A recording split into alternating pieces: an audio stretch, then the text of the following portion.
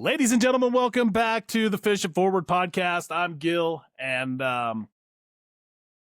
today's not really sort of not a podcast. We're actually talking about the Fish It Forward Weekday Warrior Series tournaments that we're going to be running here for, I don't know, we haven't really decided how many we're going to run. We're kind of flying it by the seat of our pants here, but these are going to be some tournaments that we're going to run basically on weekdays, Wednesdays, Thursdays. We might mix in some Tuesdays, but it seems like Wednesday and Thursdays tend to be the nights that most people wanted them, and we did take a vote on that. So we're going to kind of stick to that.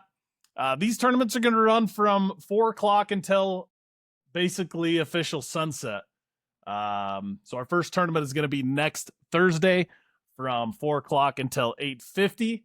You will have until 9:30 to submit your fish through the Fish Chaos app, which is where we will be doing all of our submissions. This is a catch photo release tournament. And we're just going to run through sort of what this is. And I'm probably just going to read you guys what I published here. So you can see all this on the Fish Chaos page, and you can search up Weekday Warrior Series, or you can search up Utah and tournaments, and it'll be on that list there. So yeah, this is the Weekday Warrior Series. The first one is going to be at Echo Reservoir July 23rd at 4 p.m. Listen, guys, you do not have to be there at 4 p.m. That's the beauty of this series. You can show up at 6 p.m. if you want to. Heck, you can show up at 9 o'clock if you want to. Probably don't want to show up that late. But if for some reason you don't get off work until 4, and you end up getting there at 5 o'clock, 5:30, 6 o'clock, it's totally fine. You put yourself at a little bit of a disadvantage from the people that showed up at 4 o'clock. But at the end of the day, this is a tournament series that is sort of just, it's in the middle of the week. It's when you can get there. So let's just run through this real quick. Fishing hours, 4 o'clock to 8:50. That is when official sunset is that day. Photo submissions have to be in by 9:30 p.m. All fish must be uploaded by 9:30 p.m. But you need to be done fishing at 8:50. Boater division is going to be $40 per tournament day. Small craft division is going to be $30 per angler. The boaters are a team of 2. Small crafts are solo. I'm going to say that one more time. Boaters are a team of 2. Small craft are singles. Small crafts are going to be composed of kayaks, float tubes, pontoons. You can fish from the bank if you want to. Canoes, John boat. You can fish out of a John boat, but it's got to be electric, all electric motors, or no motor at all is what the small craft division is. Now, you can opt to fish in the boater division, even if you do not have a boat.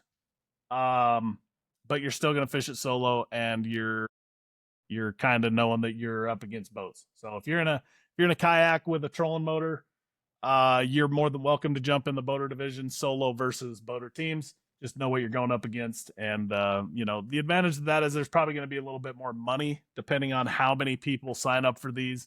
And you're testing yourself against the boaters. Here's another very, very important thing. When you go to register, you have to pay the membership to the Utah Bass Angler Coalition page. That is the membership that is going to go. We're going to take all of that, which is $40. That is all going to go to habitat projects with the Utah Division of Wildlife. Every single dollar that goes to that is going to go towards habitat restoration, guys. So let's get in here. Let's share. Right here is the tournament page. Go back. All right, right here. This is they're going to call it the club page, okay? To become a member, you come down here, you hit join. It's going to cue you to put in all your information. If fishing as a boater, who's your co-angler. We're not going to be super critical about who fishes with you guys. I don't care if you have a new teammate every week. The important part is that the captain, whoever the main boater is the guy that has to be the one that submits the pictures and fishes every week. You can have a different co-angler every week. That doesn't bother me. I don't really care about that. So you just make sure that you guys register on the club page. That's the most important part. Because if you don't, and you sign up for the tournament and fish and you don't have that, yeah, it's going to be a problem. Let's go into what the tournament page looks like. This is the tournament page on Fish Chaos right here, okay? You're going to come in here. You're going to hit register. You're going to pull this up. You're going to say, I'm registering, and just follow the directions. Just go in here and select everything and make sure that everything's filled in. This is all pretty basic stuff. There's nothing really to go through there. We're not going to go through all that, but we are going to go through the rules. And this is where you guys need to pay attention. There's some very critical things that you have got to make sure that you do right, especially when it comes to the fish submissions and the photographs. So we're literally going to run down this real quick. If you guys are familiar with kayak tournaments, you probably don't need to worry too much about this.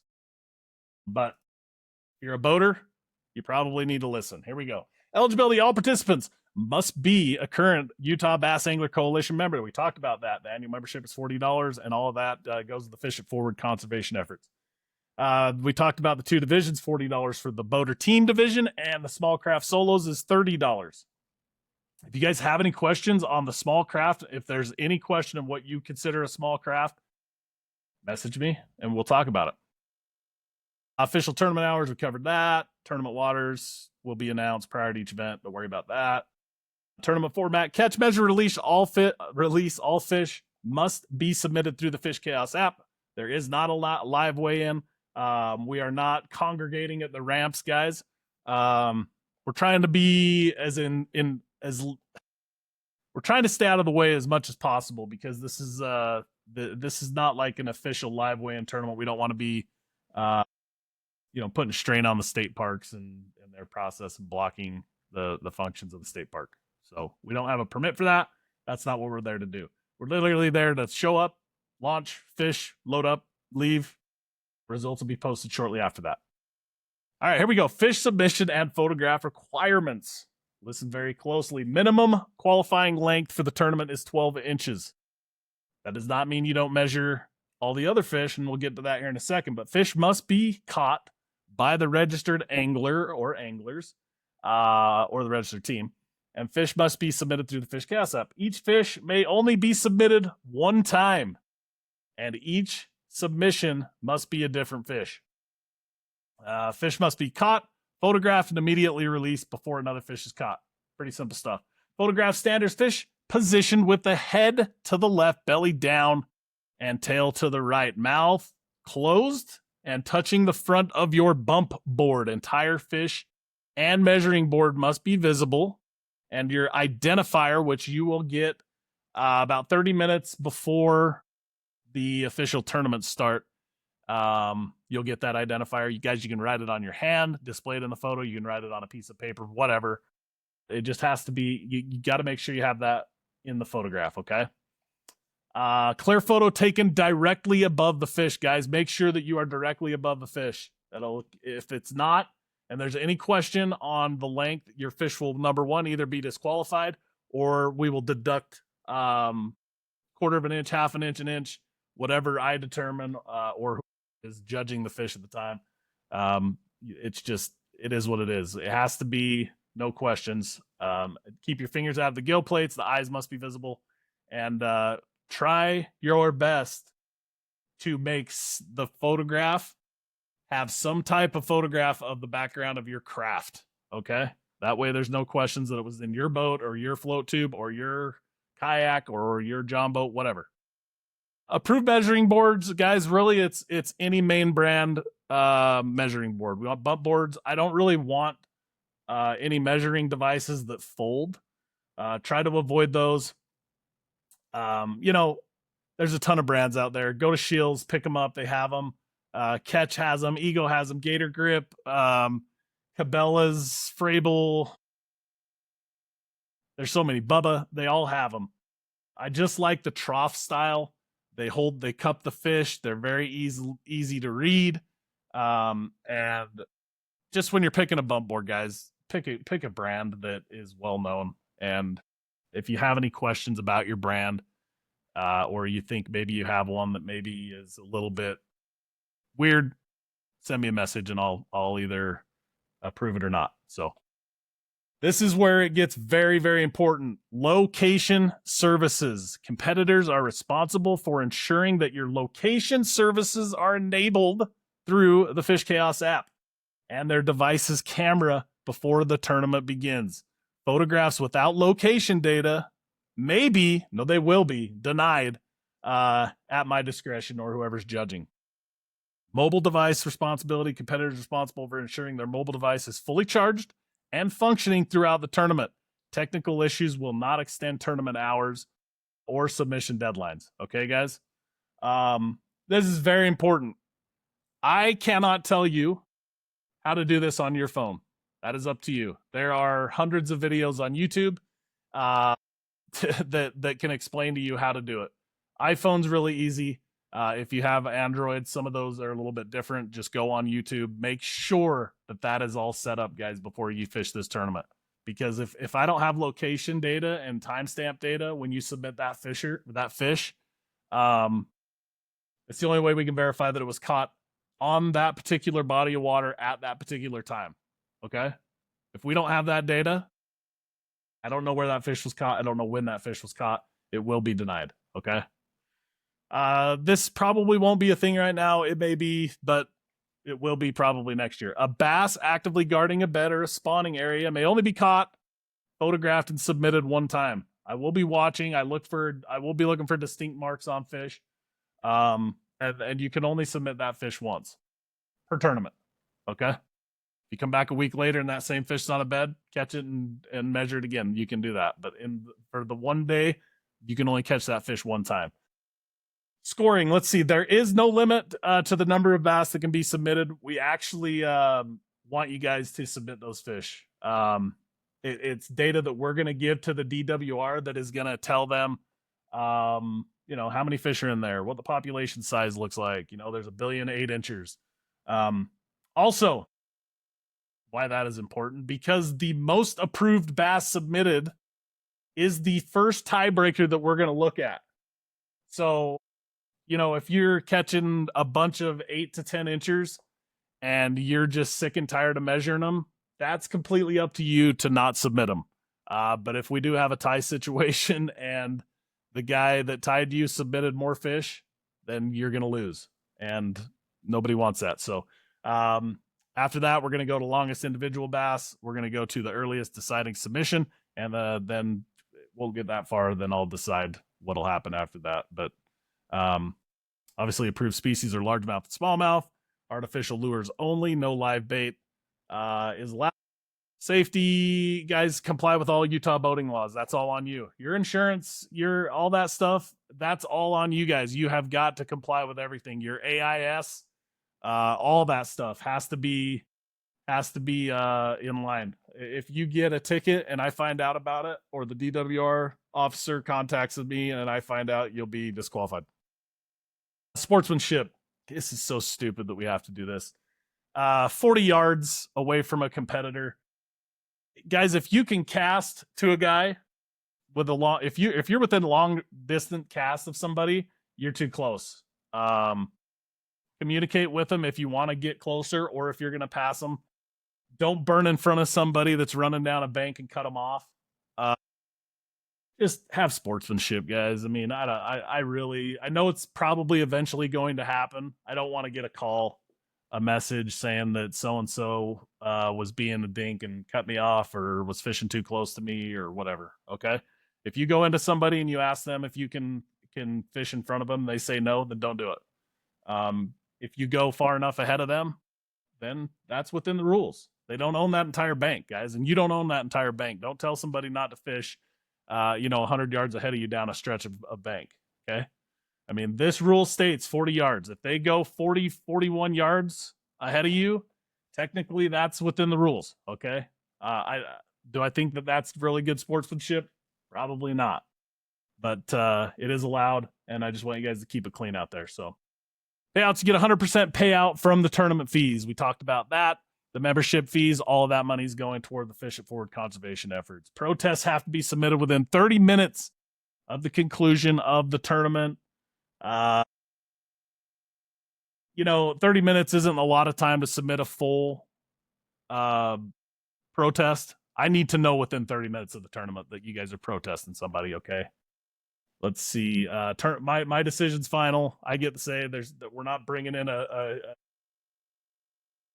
panel of guys to make a decision. This isn't. We're not fishing for big bucks. This is for fun. This is for conservation. This is for for a good time. So the rules may be amended, modified, or clarified by the tournament director at the time.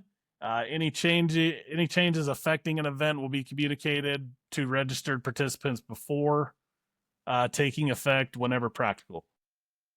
Respect the resource, respect your anglers. Every approved bass submitted helps build fisheries data, blah, blah, blah. We're there to make fishing better. That's what we're here for, guys. That's what this whole Fish It Forward thing is about. So that's the rules. They are posted. I think the most important thing is this right here, fellas. Read this. This here and your location services and all that all needs to be taken care of ahead of time. Other than that, guys, we're starting off with Echo. We'll probably do the next one at Rockport. A couple other reservoirs, Deer Creek, Jordanelle are on the block as well. I don't know. These state parks are giving us a little bit of grief on permitting and stuff like that. Just if anybody talks to you, we're just here fishing. We don't need to solicit even talking to people on the water. Don't tell them you're there for a tournament. You guys are just out fishing for the day. Let's not make a big, huge deal about this for now, and let's see how it shakes out. But want everybody to get out and have a good time. I actually want to talk about one more thing. We're thinking, I started creating this in my head for next year, a new tournament circuit where we're going to allow 30 people to sign up. This is going to be boaters. Actually, I don't know if it's going to be just boaters. We probably do 2 divisions, but 30 people, and we're going to split those 30 anglers up into groups of 3. So we will have 10 groups, and those groups of 3 will all go and fish. We'll do a random draw, put them in their pools, and those 3 anglers will go against each other at different reservoirs. Those will be randomly drawn as well. And then we're going to run some type of basically a bracket where the winners of those then will go and compete for championship. I haven't decided if we're going to do a double elimination. So if we're going to do a separate pool for the people that lose in the first round, that's to be determined. But this is going to be a little bit higher dollar tournament. So $250, $300. Probably a team tournament. It'll probably be a team tournament. So again, the reason I want to do this is because one of my biggest complaints with fishing tournaments here in Utah is crowding. I can't stand fishing some of these tournaments with 30 boats on lakes where it just can't support it. So I want to come up with a little bit of a tournament series that's still high risk, a little bit more money, bigger reward dollars, competing like that. So basically what this will do is it'll make it so you'll only be competing against 2 other anglers on whatever random reservoir you draw.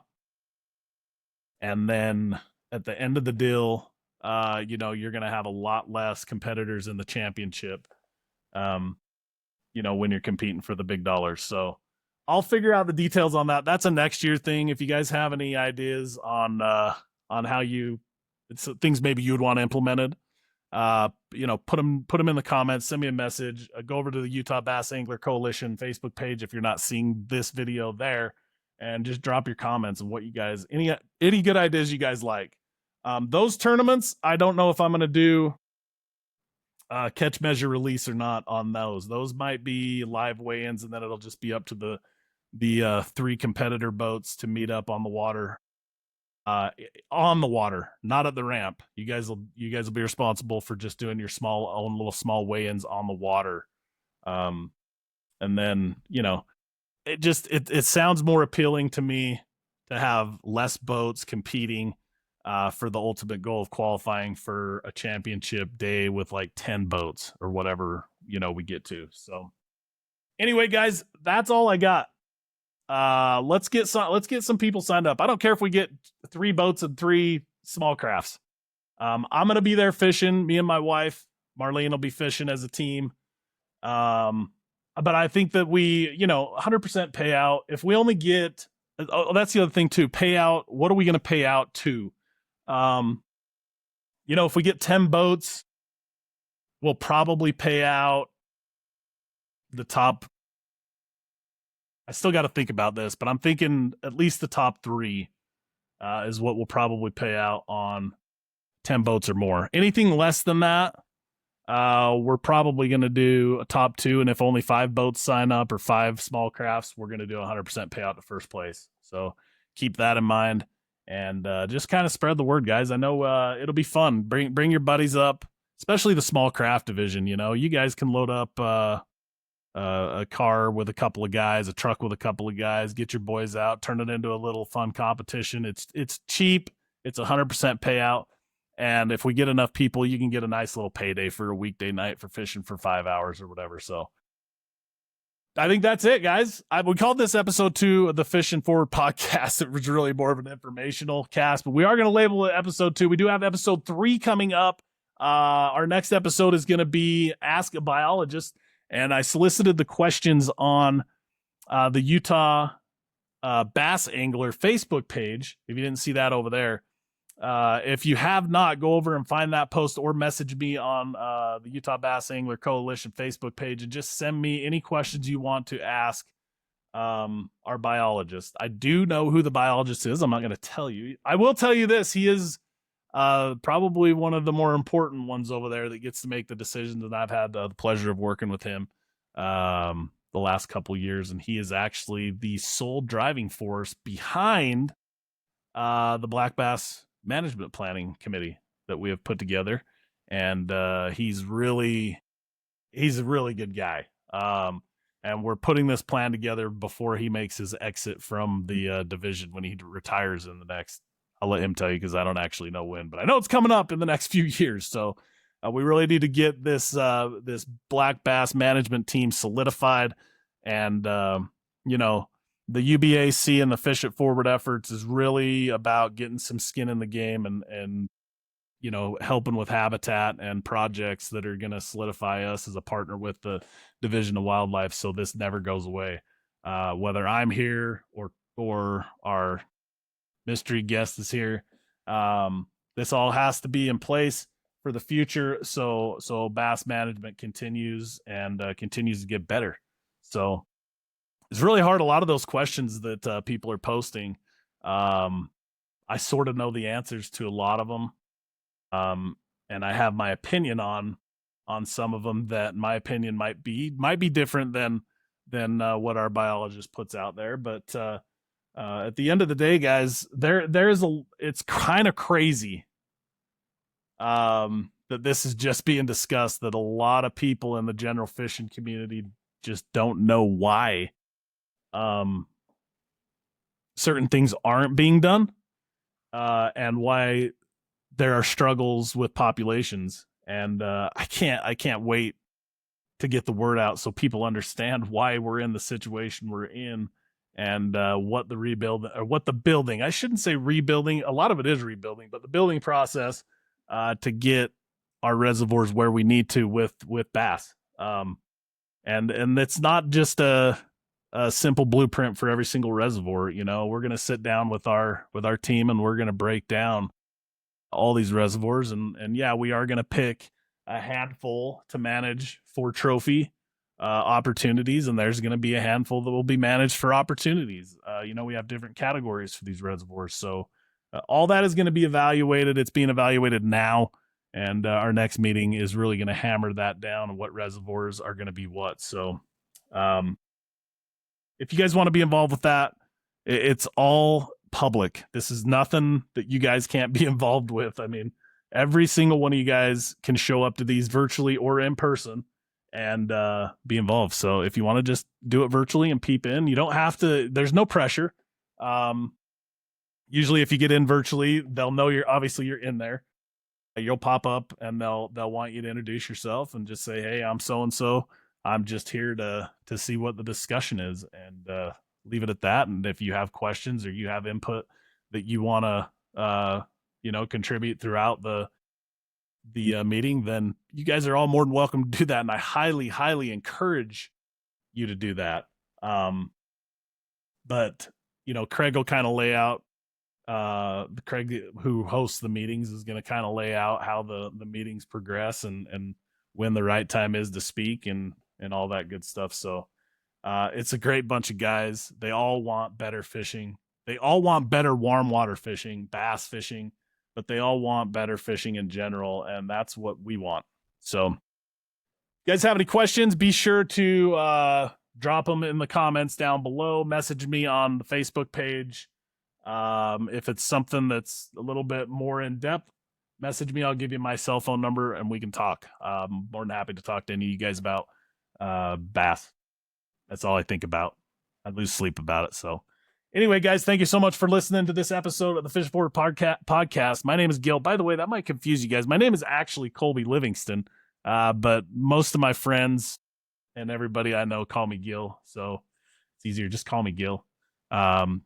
Leave my government name to the side. You guys don't need to call me that, but let me know if you have any questions, guys. Appreciate you watching, and we will see you on the next Fish It Forward podcast, episode 3 with Ask a Biologist. See you till then.